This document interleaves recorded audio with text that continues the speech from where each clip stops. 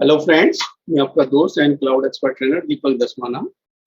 MD 100 series window 10 administration series में हमने previous video DNS का इंस्टॉलेशन एंड कॉन्फ़िगरेशन कराया था। तो आज हम डिस्कस करने वाले हैं DSCP dynamic host configuration protocol. Client side पर जो ऑटोमेटिक आईपी कॉन्फ़िगर हो जाते हैं, तो उसको कैसे हमने करना है। चलिए लेट्स स्टार्ट करते हैं।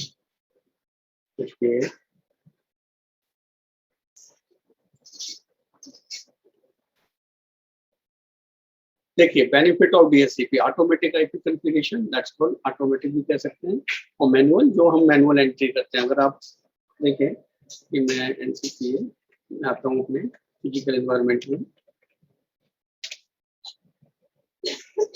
देखिए मेरा वाईफाई के थ्रू कनेक्टेड है। डिटेल्स तो आप देख रहे हैं, IP address, subnet mask, DSCP, DNS, default and.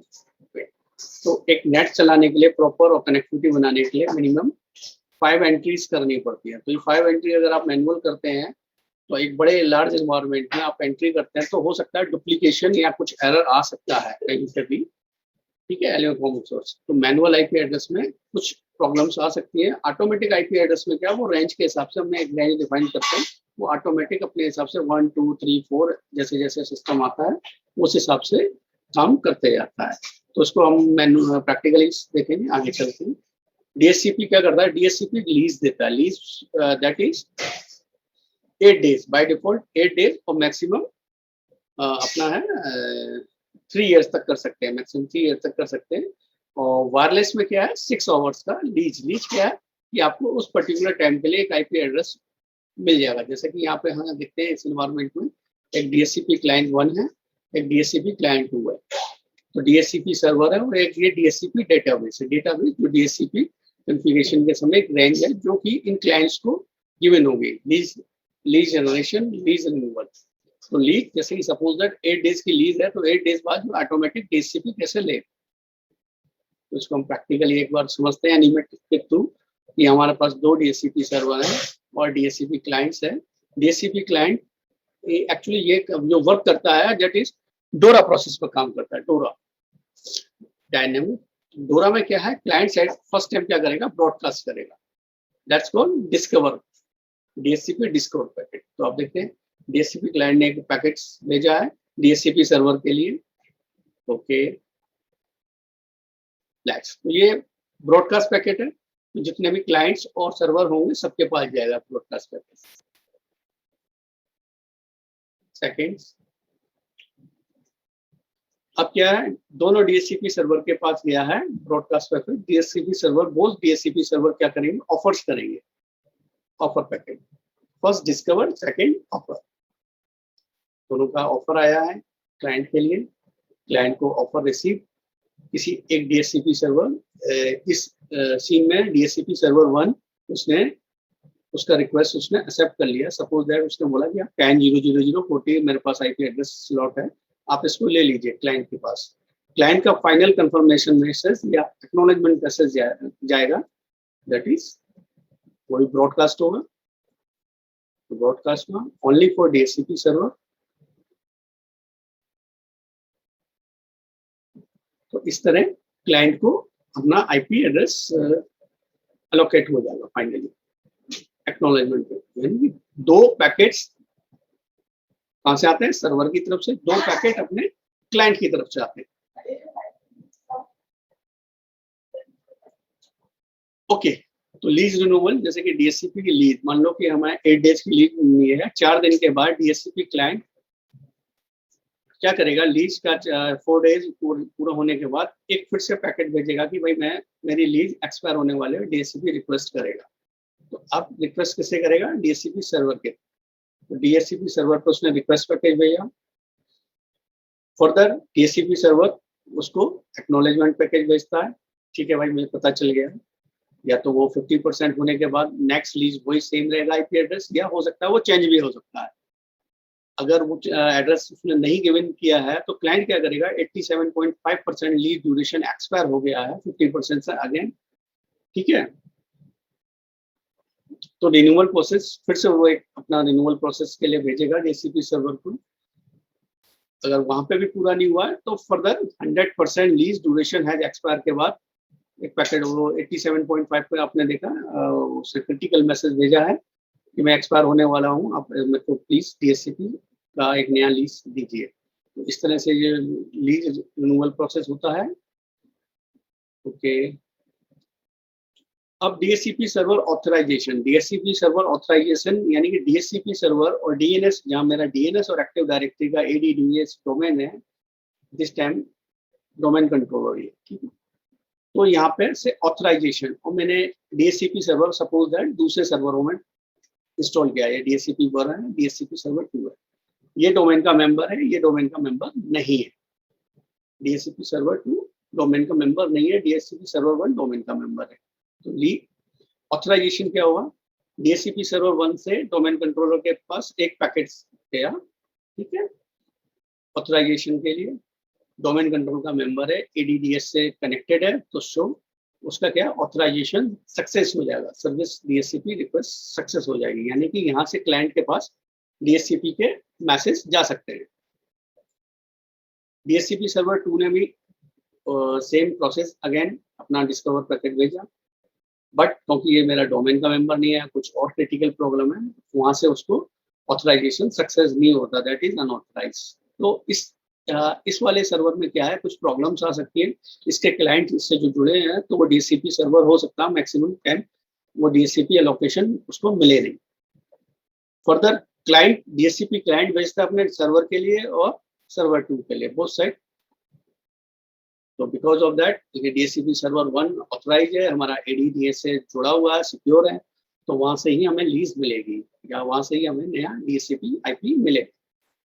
Okay sir, एक नया एडवांस टॉपिक है DSCP relay agent. DSCP relay जो बहुत सारे हमारे पास सबनेट होते हैं, सबनेट मल्टीपल सबनेट होते हैं, तो DSCP सर्वर हैंडलिंग प्रोसेस हो सकता है मे बी डिले हो जाए, तो सो दैट या प्रोसेस स्टक हो जाए, तो उस केस में DSCP रिले एजेंट का यूज होता है। तो DSCP रिले एजेंट करता क्या है, बहुत सारे DSCP ब्रॉडकास्ट आते हैं उसके पास क्लाइंट साइड से, तो उनको वो यूनिकास्ट कर देता है DSCP सर्वर, वहां से सारी रेजोल्यूशंस आ जाती है, यानी कि DSCP सर्वर और क्लाइंट के बिटवीन एक DSCP रिले एजेंट बना दिया जाता है लार्ज एनवायरनमेंट में, बड़े एनवायरनमेंट्स में, यहाँ पे हमारा काम होता है।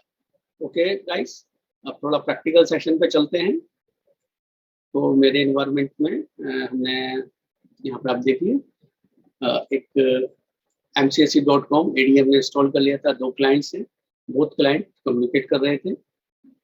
ओके, तो हमने करना क्या है, क्लाइंट कम्युनिकेट कर ही रहे हैं, तो हमें DSCP का रोल इंस्टॉल करना है। ऐड रोल एंड फीचर्स में जाएंगे,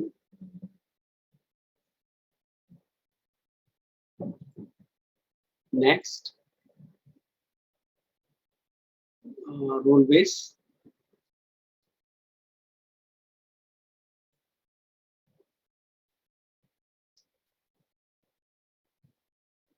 कॉन्फ़िगरेशन सारे चेक कर लीजिए, सेम होने चाहिए, और DSCP में check box second box, add features, इसके कॉरेस्पॉन्डिंग जितने फीचर्स हैं वो इंस्टॉल हो जाएंगे। अब देखिए DSCP सर्वर इंस्टॉल वाले पे क्लिक कर दीजिए, इंस्टॉल। ऑथराइजेशन वाला जो मैंने प्रोसेस बताया था, बिकॉज ऑफ दैट ये मेरा DSCP सर्वर AD के अंदर AD/DNS में पहले प्रीवियसली इंस्टॉल्ड है, तो ऑथराइजेशन पास मिलना चाहिए, मैक्सिमम पॉसिबिलिटीज में हमारा ऑथराइजेशन पास मिलना चाहिए। इंस्टॉलेशन होने के बाद एक ऑथराइजेशन प्रोसेस होगा एंड देन फाइनल इसको, चलिए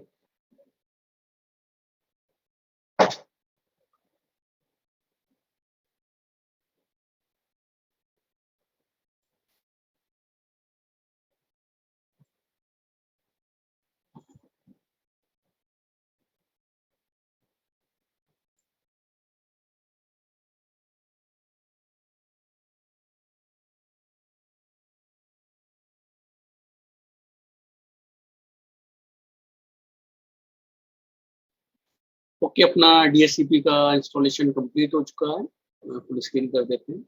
देखिए यहाँ पे नोटिफिकेशन पे भी आइकन आ गया and complete DSCP configuration, then authorization वाला स्टेप।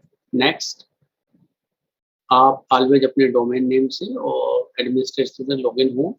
अगर उससे लॉगिन नहीं है तो फिर यूज अल्टरनेट, आपको यहाँ पे सिमिलर प्रोसेस करना पड़ेगा। अभी मैं बाय डिफॉल्ट एडमिन से लॉगिन हूँ अपने डोमेन से।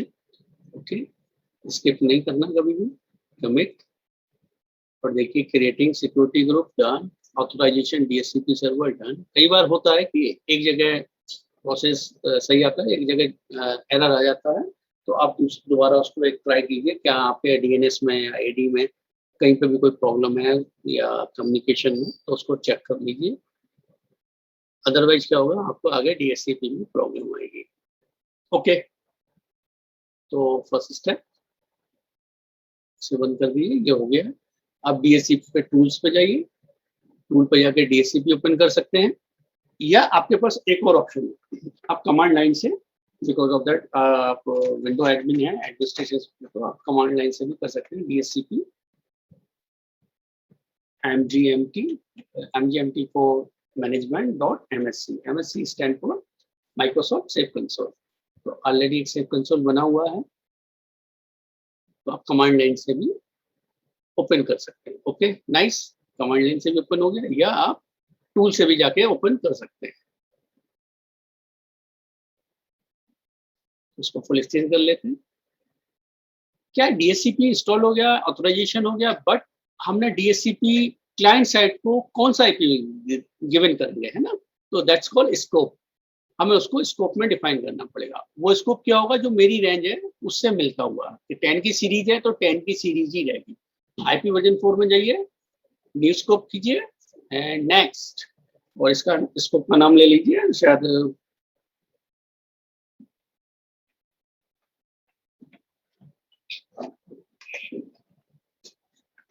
मल्टीपल डीएचसीपी सर्वर हो सकते हैं, तो आप नेम और डिस्क्रिप्शन अपने उससे कर सकते हैं। डिस्क्रिप्शन को ऐसा कोई मैंडेटरी नहीं है।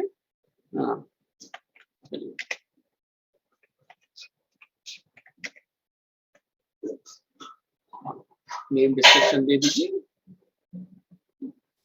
देन जो मैनुअल आपको समझने वाला है, यहाँ IP address range, that is 10.0.0। हमारा 10 से स्टार्ट हुआ है, तो अपना जो 10 वाला है उसका सर्वर वाला आईपी ना दें। 11 से मैं स्टार्ट कर देता हूँ एंड 10.0.0.255, तो दैट इज 255, यानी 250 के आसपास मेरे पास आईपी एड्रेस हो गया। आप 1 से भी स्टार्ट कर सकते थे, ऐसा कुछ नहीं है, ठीक है। नेक्स्ट, एड एक्सक्लूशन, जो आईपी एड्रेस अभी यूटिलाइज नहीं करने हैं फर्दर, जैसे कि मैं 11 से स्टार्ट किया हूँ, 11 से लेके मैं 239, 10.0.0.239, ओके, तो दैट इज 240। क्लाइंट जो आईपी अब लेगा, मेरी रेंज है 11 to 255, तो क्लाइंट 10 to 11 to 239 एड्रेस नहीं लेगा। 240 से आईपी स्टार्ट होगी। लीज ड्यूरेशन जैसे मैंने पहले बताया था, देखिए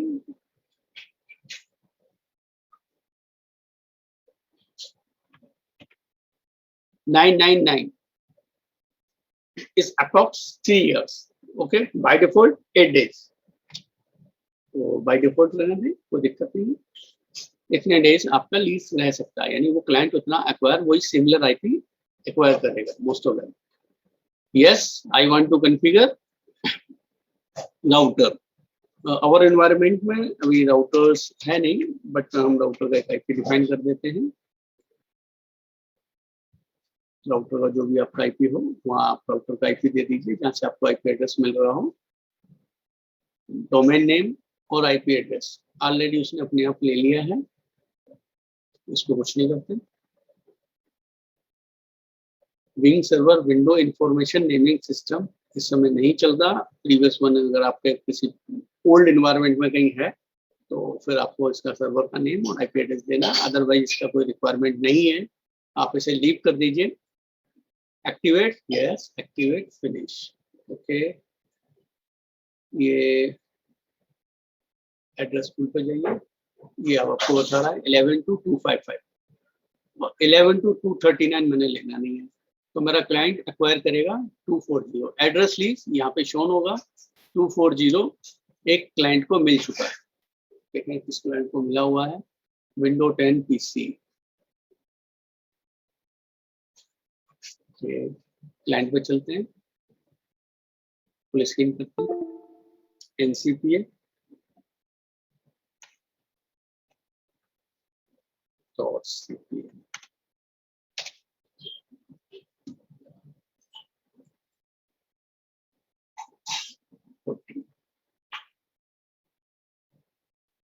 मैनुअल आईपी दिए हुए हैं मैंने, ऑटोमेटिक करना पड़ेगा, ऑटोमेटिक करता हूँ। Let's see, check. तो देखिए 240 पर उसने किसी क्लाइंट को दिया है, ये मेरी सारी कॉन्फ़िगरेशन बाय डिफॉल्ट आ गई है। आप इसे कमांड लाइन से भी चेक कर सकते हैं।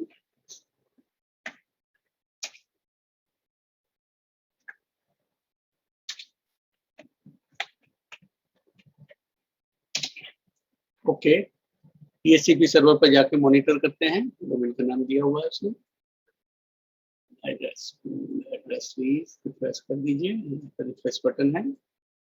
ओके, तो उसने ये, और यहाँ पे आप देखें तो यहाँ पे unique ID that is MAC address, client का MAC address, got it, get Mac.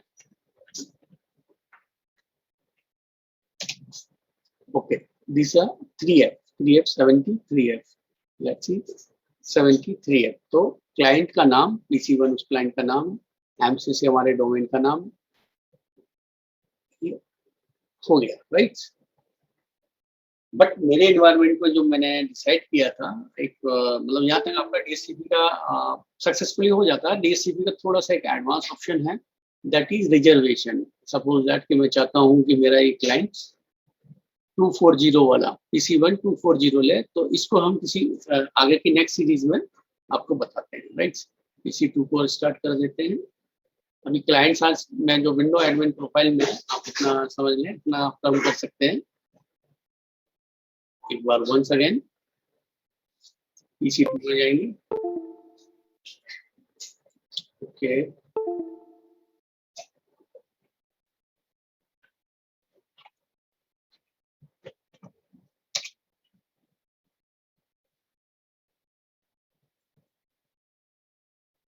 तो देखिए अभी ये मैनुअल है, ऑटोमेटिक करना है इसको। DHCP सर्वर जो एक्वायर करेगा दैट इज 241 ले लिया, 243 मैक्सिमम पॉसिबिलिटी है, that is 242। Okay nice, 242। Okay, जैसे ये मेरे को कनेक्ट किया तो मैं DC1 में गया, अपने DHCP सर्वर को फिर से 1 सेकंड देखिए PC2। तो आप ही मॉनिटर भी कर सकते हैं कौन सा PC ने कौन सा IP लिया हुआ है। तो एक DHCP से क्या हुआ, एक सेंट्रलाइज मैनेजमेंट बन गया, आप इसको मॉनिटर कर सकते हैं। जबकि मैनुअल आईपी में क्या होगा कि आपको मॉनिटर नहीं कर सकते, आपको हर चीज डायरी में नोट करके रखनी पड़ेगी। तो गाइस ये DHCP का टॉपिक था। नेक्स्ट टॉपिक होगा जो हमारा था डोमेन ज्वाइनिंग का होगा। ओके गाइस, आपको मेरे वीडियो पसंद आ रहे हैं, प्लीज लाइक सब्सक्राइब और शेयर अवश्य करें, ठीक है, और बेल आइकन भी दबा दें ताकि आने वाले वीडियोस आपको मिलते रहें। Thank you for keep watching my video.